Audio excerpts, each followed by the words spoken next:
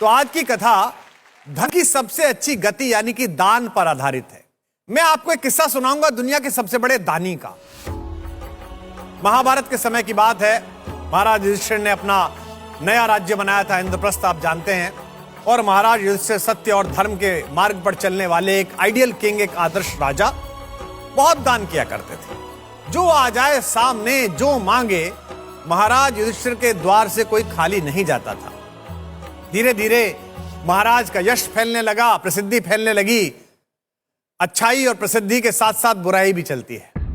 लेकिन युधिष्ठिर भी मनुष्य थे, बहुत सारा दान करते थे और चारों तरफ दरबारी गुणगान में लगे रहते थे।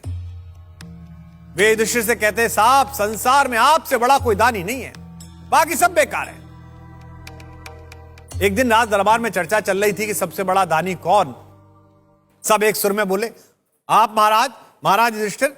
लेकिन उसी सभा में इस संसार को संचालित करने वाले भुवन मोहन कन्हैया भी बैठे थे। युधिष्ठिर की तरफ देखते हुए कृष्ण ने कहा, बड़े भाई साहब, आप दानी तो बहुत बड़े हैं, पर आपसे बड़ा एक दानी अभी है, उसकी टक्कर में आप नहीं पहुंचे हैं। सब चकित, कौन? भगवान ने मुस्कुराते हुए उत्तर दिया, कर्ण। महाराज युधिष्ठिर ने कहा, द्वारिकाधीश, आपकी इच्छा ही हमारे लिए आज्ञा है। आप ठीक कहते हैं तो सही ही कहते होंगे, लेकिन मुझे नहीं लगता कि दान देने में मैं कर्ण से थोड़ा कम हूं। भगवान मुस्कुराए और कहा कि धर्मराज, धैर्य रखिए, दुनिया में हर बात की परीक्षा होती है। आपके दान की और उसके दान की परीक्षा का भी समय आ ही जाएगा।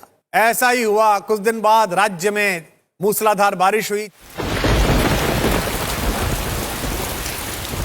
सब तरफ पानी पानी, 2-3 महीने तक जंगल भीग गए, खाने को कुछ नहीं। बारिश के दौरान ही युधिष्ठिर अपने दरबार में बैठे हुए थे। एक साधु का आगमन हुआ। महाराज युधिष्ठिर खड़े हुए, प्रणाम किया और कहा कि प्रभु, क्या प्रयोजन है? साधु ने कहा कि राजा, तुम मुझे क्या दोगे? मैं तो संसार के मोह से ऊपर उठ गया हूं। एक यज्ञ करना चाहता हूं। जंगल में मेरी कुटिया है, पर उस यज्ञ में समिधा चंदन की लकड़ी की होनी चाहिए, ऐसा अनुष्ठान का प्रयोग है। तो मुझे कुछ चंदन की सूखी लकड़ियां दिला दो। युधिष्ठिर ने कहा, बहुत छोटी सी बात, अभी प्रबंध करता हूं। उन्होंने सेवकों को कहा, भाई चंदन की लकड़ियां लाओ और महाराज को जितनी चाहिए दे दो। थोड़ी देर बाद सेवक आए खाली हाथ। प्रभु, चंदन की लकड़ी तो मिली नहीं, चूंकि पूरे राज्य में 4 मास से बारिश है, सब जगह भीगी हुई है। दरबार के चेहरे पर चिंता की रेखा। महाराज युधिष्ठिर ने परिस्थिति भापी और कहा कि भाई ऐसा करो, जो हमारे महल में चंदन की लकड़ियां रखी होंगी प्रयोग के लिए, वो ला के दे दो। तो पता चला साहब, वो तो सब खत्म हो गई।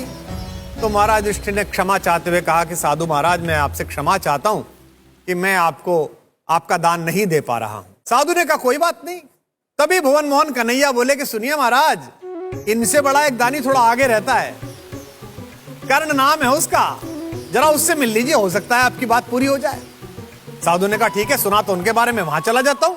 अब जब चलने लगा तो युधिष्ठिर के दिमाग में बड़ा खलल पैदा हुआ। उसने कहा, आपने कह तो दिया, जब कहीं है ही नहीं चंदन की लकड़ी, तो कर्ण कहां से देगा? हम और आप भी चलते हैं। तो दोनों वेश बदलकर उसके पीछे पीछे चले।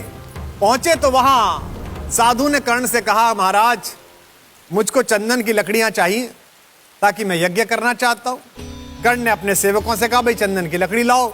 सेवक बोले, जी जंगल में बारिश है, यानी कि वहीं खड़े हैं जहां युधिष्ठिर खड़ा था। अब साधु ने कहा, ठीक है महाराज, यहां से भी खाली हाथ लौट जाता हूं। कर्ण ने खड़े होकर मुस्कुराते हुए कहा, कर्ण के द्वार से मांगने वाला खाली हाथ लौट जाए, यह संभव नहीं है। दिन निकलना भूल जाए, यह संभव है। आप रुके महाराज, इस पृथ्वी पर अगर चंदन की एक भी लकड़ी सूखी कहीं होगी, तो वो आपके यज्ञ के लिए कर्ण अर्पित करेगा। और उसी क्षण कर्ण के मस्तिष्क में आया। उसने अपने सेवकों से कहा कि सुनो, मैं और महारानी जिस कक्ष में सोते हैं, उस कक्ष के खंबे और छत चंदन की लकड़ी की बनी हुई है। मैं रोज देखता हूं और उसकी सुगंध अनुभव करता हूं। तो मैं आप लोगों को आदेश देता हूं कि मेरे शयन कक्ष के सारे दरवाजे खिड़कियां उतारिए, उसको तोड़ दीजिए, उसकी लकड़ी ले आइए और महाराज को अर्पित कीजिए, ताकि अपना यज्ञ कर सके। यही हुआ। कर्ण का शयन कक्ष ध्वस्त कर दिया गया और वो लकड़ी समर्पित कर दी गई। पास में छद्मवेश में खड़े हुए भुवन मोहन कन्हैया ने मुस्कुराते हुए महाराज युधिष्ठिर की तरफ देखकर कहा, प्रभु, महल के द्वार और खिड़कियां तो आपकी भी चंदन की लकड़ियों से बनी थी, लेकिन आपके पास वो दृष्टि और मन नहीं था जो दानवीर कर्ण के पास है। महाराज युधिष्ठिर निशब्द थे। उन्होंने हाथ जोड़कर कृष्ण के सामने क्षमा याचना की और उस समय स्वयं समय ने ही संसार के सबसे बड़े दानी के रूप में कर्ण की घोषणा कर दी। इस कथा का सार यह है कि सबसे बड़ा दान वह नहीं जो आप सहजता से दे सकते हैं। अक्सर लोग अपने घर में काम न आने वाली चीजों को अपने सेवकों में बांट देते हैं। यह कोई दान नहीं है, लेकिन उन सेवकों को जो वो आवश्यकता है जो आपके भी काम आता है, अगर आप अपना काम रोककर उन्हें दे सकते हो, उनकी प्राथमिकता समझकर, तब आप दानी कहलाएंगे। राज्य के चंदन के पेड़ों की लकड़ियां और राजकोष से धन देकर अगर आप चंदन की लकड़ियां किसी साधु को देते हैं तो दानी नहीं कहला सकते। आप अपनी सुविधा को असुविधा में बदलकर, समस्त दायरों से उठकर, अपने शयन कक्ष की खिड़कियां उतारकर, उसकी चौखट तोड़वाकर, उसकी छत तोड़वाकर अगर किसी के यज्ञ को मंगल कर सकते हैं, तभी आप दानवीर कर्ण कहला सकते हैं।